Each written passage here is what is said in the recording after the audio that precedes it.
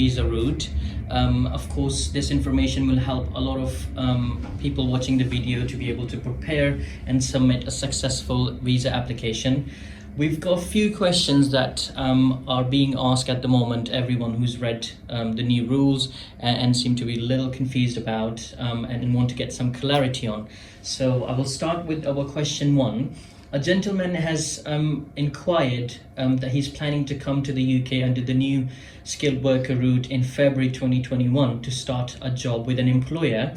He wants to find out if he's offered another job when he's in the UK, which is being paid a higher salary. Will he be able to switch employer within the UK? Well, I think the new rules are similar to the old rules under Tier 2, but they've been explained rather differently by the Home Office.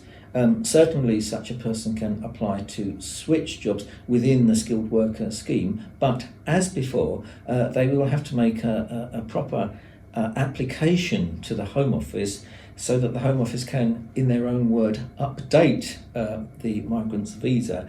The new employer will have to issue a new certificate of sponsorship for the employee to take on the new job, and this has to be sent to the Home Office, or the details of this have to be sent to the Home Office as before. So it is possible, but it will be a major new application to do this. Great. And a lady has inquired that she's planning to come to the UK under the new skilled worker program, and she will be working full-time for her employer. However, she wants to undertake a small short course to enhance her writing skills. Is she allowed to do a course in the UK on this visa? Yes, she is, as long as the course doesn't actually interfere with her job.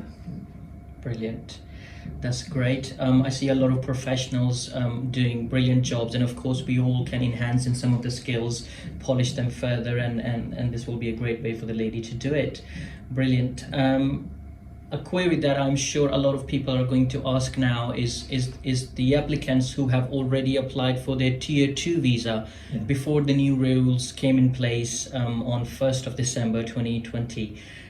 Will these applicants need to reapply, or they can just hold on and wait for their visa to come through under Tier 2 general visa category? I don't know exactly what will happen with those people, but certainly they don't need to reapply. The Home Office will process the application, and they will definitely be granted something. Whether it be called a Tier 2 visa or a skilled worker visa, I can't predict, but they don't have to make a new application. All right, perfect. That means ball in the Home Office court.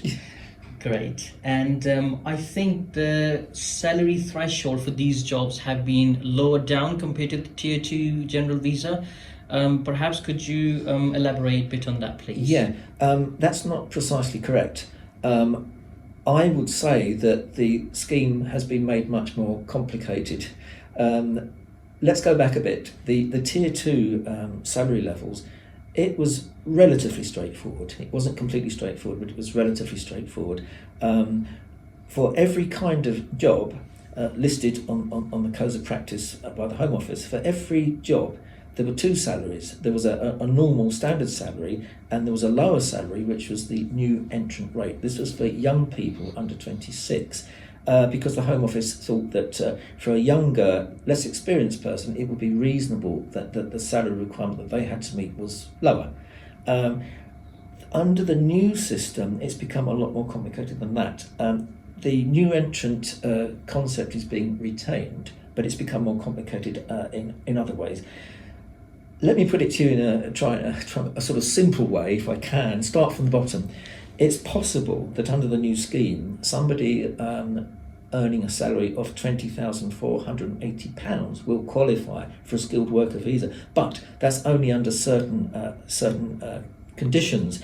If they have a PhD in a STEM subject, or if the job is in a shortage occupation, if they're a new entrant under 26, or if they're in one of the listed jobs in the health and education occupation sector, any of those means that a job of just paying just £20,480 will meet the requirements. However, it's more complicated than that.